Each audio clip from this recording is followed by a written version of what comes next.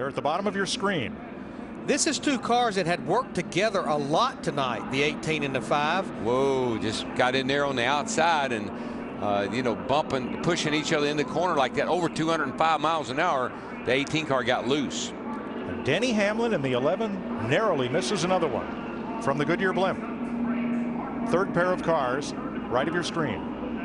Just got in that real high up there with Mark tucked right up under him, pushing him, and it got him side, got the 18 car Kyle Busch loose. I'd heard a number of guys, and then I watched Kyle in practice. His car wasn't the best handling car of the cars I watched out there on the racetrack the last couple of days. It's like he just had him at the wrong angle, at the wrong place on the racetrack, and maybe wasn't completely squared up with him, had him more in that left rear. Yep. And that's tight getting into turn 1. You got getting into both turns, 1 and 3. You really crank it in there with somebody laid right up against you.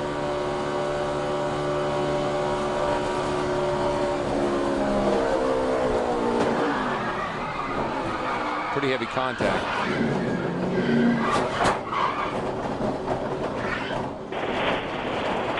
You all right, Mark? Wow.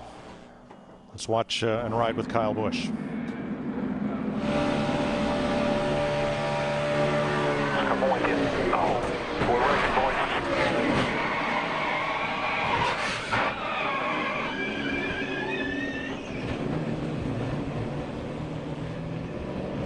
Both cars have made it back to pit road. Here's a look from Jimmy Johnson.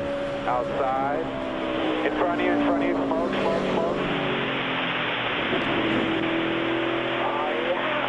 That was nice. Tell you what, not only was it a close call for Jimmy Johnson, another close call for Denny Hamlin at 11. Yeah, but what were all the sparks flying out from under Hamlin's car as he tried to drive through it? Oh, from getting down on the flat. Yeah, that's it. Probably the skirts on the side were dragging on the racetrack. Matt? Cosmetic damage on the 18. The crush panel was damaged on the left rear to Steve. And Denny Hamlin comes down pit road, and was it a narrow miss after all? Well, Denny thinks he ran over something. He said to make sure to check the valence, also locked up his brakes and flat spotted all 4 tires. By the way, Mark Martin said the front end of his car is killed. He said, I just turned him around. I don't know what happened. We've been doing that all night. Steve, I would agree with Hamlin's assessment. There were sparks up ahead. Something came off a car ahead of him, and it looked like Denny rolled over it, and more sparks. Kyle Busch around off the front bumper of Mark Martin. We'll be back to Daytona after this. Times for Jeff Burton, who is back in the lead. His Richard Childress Racing teammate Kevin Harvick right there with him. And Kevin Harvick going for what would be an unprecedented 3rd straight win here in the Budweiser Shootout, getting ready to go green. Let's rejoin Darrell, Larry, and Mike. Thanks, Chris. Jeff Burton has led 6 times for 20 laps, most of all drivers. No one else has led more than 4. Mark Martin has taken his car behind the wall, where he joins Logano, Earnhardt, Montoya, Edwards, Smith, Conway, and Kane. So we get set to restart with 16 cars on track and 37 laps to go. Yeah, our field is dwindling away. We've got 2 Roush Fenway cars pushing the 2 Richard Childress cars. Let's see if Burton can get back down in front of his teammate. He's done that in the last 2 restarts, gets right down in front of Kevin Harvick. Whoa, up the outside. Here comes Kyle all the way to the front. He hung back and got a slingshot restart. Shades of Richard Petty, and look at this. He goes to the lead, but he has no help. Can he stay there?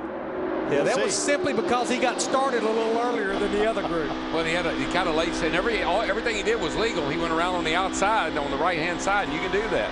But look at this group right here. Jeff Gordon in that 24, Clint Boyer in the 33 pushing him. He'll take the lead now. Look at Kyle Busch, who has no friends. Like a yo-yo, all the way to the front, all the way to the back. He'll find his friends. That's a fast car.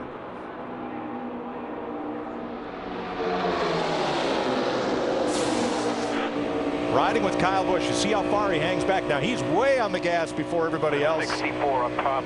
Here comes the slingshot. And everybody gave him room. Yeah, he didn't even catch the pack to well past the green flag. I can't believe it. Nobody tried to move up. And get a hold of that ride. think he might have come past him too fast for anybody to hook on to him. The fact that that outside lane was open like that was pretty amazing. Jeff Gordon comes to the front. He's up there in the high lane with the 33 of Clint Boyer. Matt?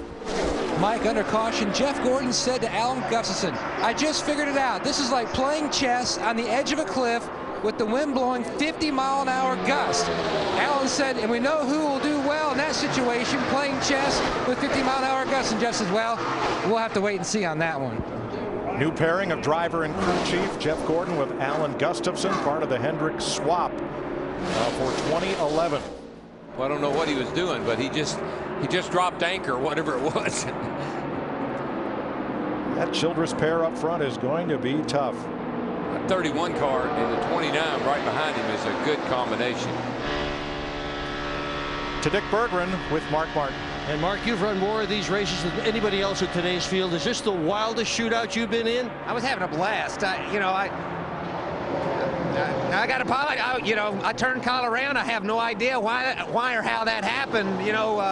Kurt and I ran the whole 25 laps hooked together, and everything was perfect. And Kyle and I got hooked. I got hooked on him, and everything was good. And we went into turn one, and his back end just started coming around. And I don't know if we needed to wait till the tires get hotter. Maybe they were a little cold. I'm not sure. I can't figure out why that happened, because it was just a non-issue.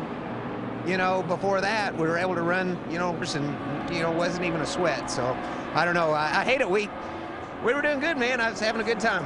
But the veterans don't know. Imagine what the youngsters are thinking out there. Well, they'll have a chance to talk it over as Kyle Busch just pulled into the garage. That was Mark Martin's 23rd Bud Shootout, tying Bill Elliott for the most all time. Tell you what, guys, we're seeing a couple new players up there at the front. We're seeing Kurt Busch in that 22 car getting a push by Jamie McMurray in that one, the winner from the Daytona 500 last year. That one car, they've been searching for speed ever since they unloaded the other night. But Kurt Busch he's really, really good on these restrictor plate races. He's had some really great runs. He pushed Ryan Newman to the win here a couple of years ago, and he always is right up there in the front. Yeah, he has a double handful almost of second place finishes here at Daytona, but has never won a race here. That's the double deuce, the 22 of Kurt Busch. It just appears to pass those two Childress cars, you're going to have the perfect two cars hooked together. Well, we'll see if a 22 and a 1 can pass a 31 and a 29.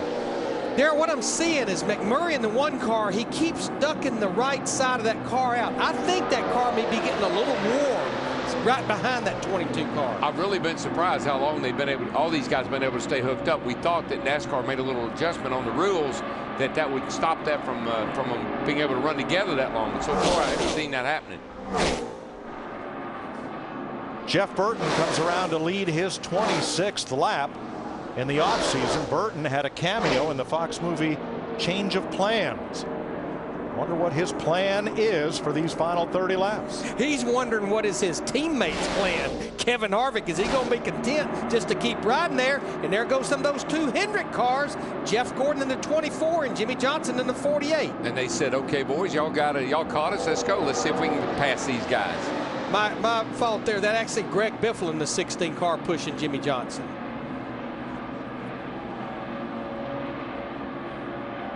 Four cars together, not really any better than two cars paired up, and that is certainly a change from what we're used to seeing here. But one thing that isn't kind of impressive is they're able to go around that 31 and 29 on the outside. Haven't seen a lot of outside passes.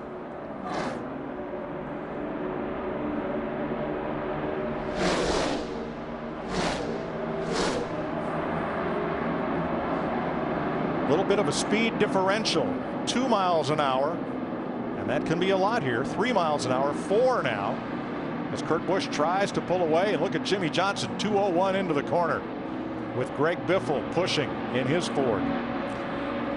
Kurt Busch in that 22 car, he spent the entire 2 practice sessions as he looked like that 48 car is going to get that run on the outside, trying to find a dancing partner, being the only Dodge in the race. I think you're right about McMurray there. He's looking for air because he comes out behind the 22 way too much.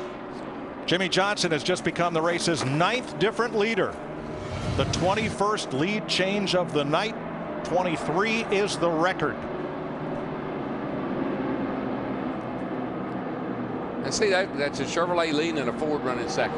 So you just work with whoever will make you go the fastest. But what I love about this situation, Darrell, is that the cars in the pairs behind the lead. Oh, hard. Michael Waltrip into the wall. 14 got to turn around. He and Tony Stewart were coming. We just ran through the grass. They were coming toward the front. Running 9th and 10th. Waltrip, the 2-time Daytona 500 winner, and Stewart, the 3-time Bud Shootout winner. Here's a look, Darrell. Let's see what happens here. They're going down the back. This looks a lot like Mark Martin and Kyle Busch to me. Tony gets right up on Michael, gets him a little wee bit loose, and around he goes.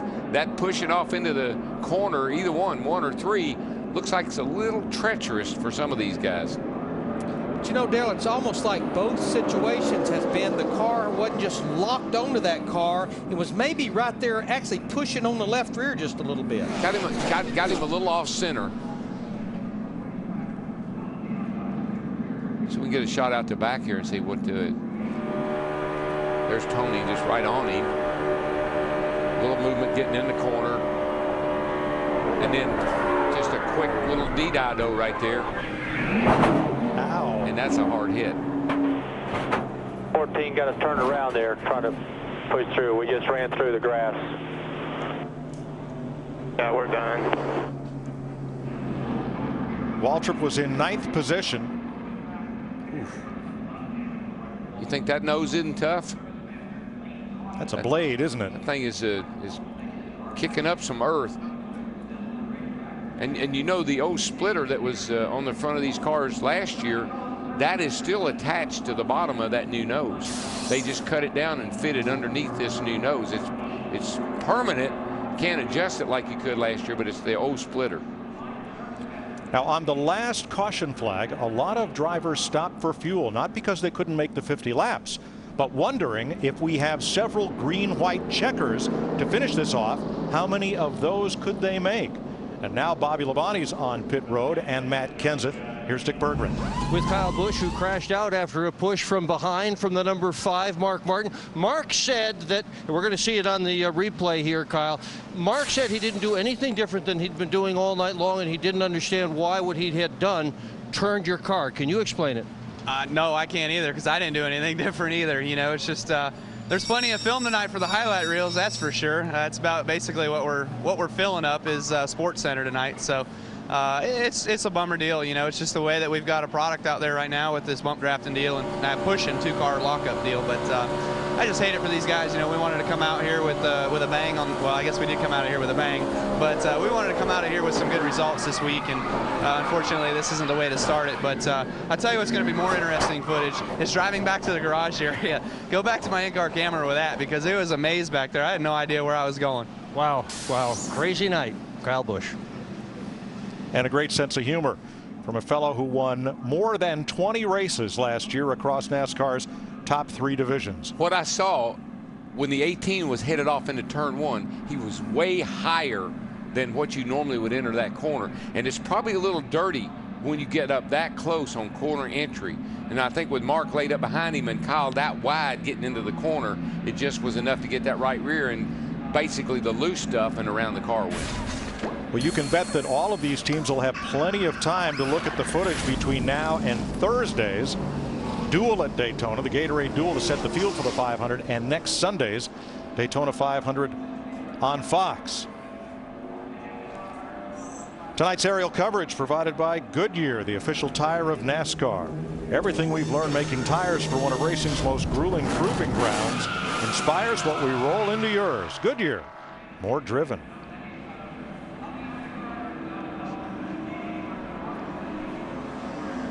Krista?